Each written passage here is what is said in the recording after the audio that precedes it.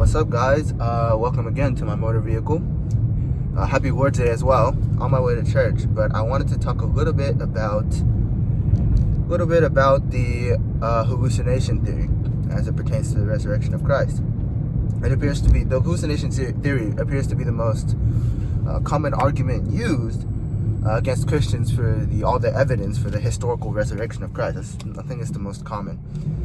It's pretty easy to debunk, and there isn't much I have to go into to debunk it. But if you want to get up to date on the evidence that we have for the resurrection of Christ, the historical resurrection, I recommend you go to my website and read my article. You can get up to date on everything, all the archaeological and all the evidence we have. We don't, we just need eyewitness testimony. But yeah, if you want to get up to it, it's all there. Regardless, I remember watching a video someone put in one of my comment sections, my YouTube comment sections, and it was basically a guy, and he had a lot of subscribers, and I was surprised that he was able to make such an argument with that many subscribers, and no one would. It is what it is.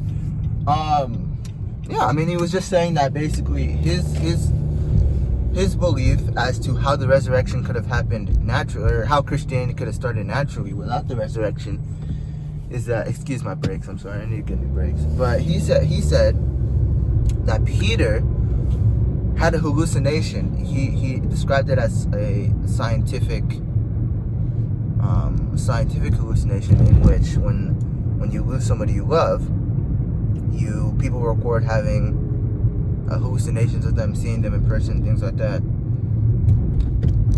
Well, the issue with that is simply Peter's not the only one to have seen it. And then what he's saying is that Peter saw it, then he went to the disciples, told them, then he went to and he went on and he basically started spreading Christianity from there.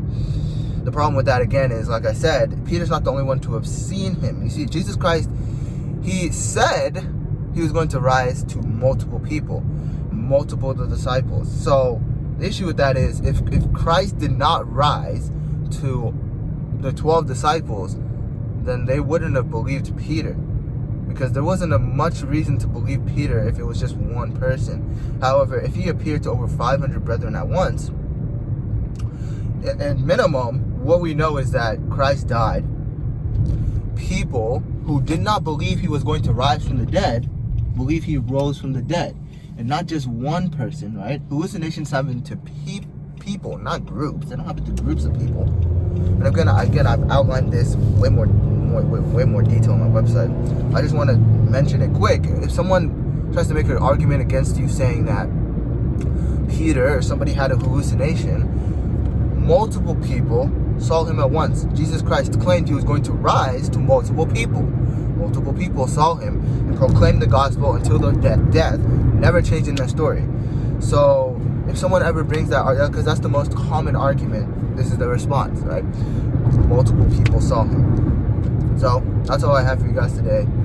Happy Lord's Day. Have a good one.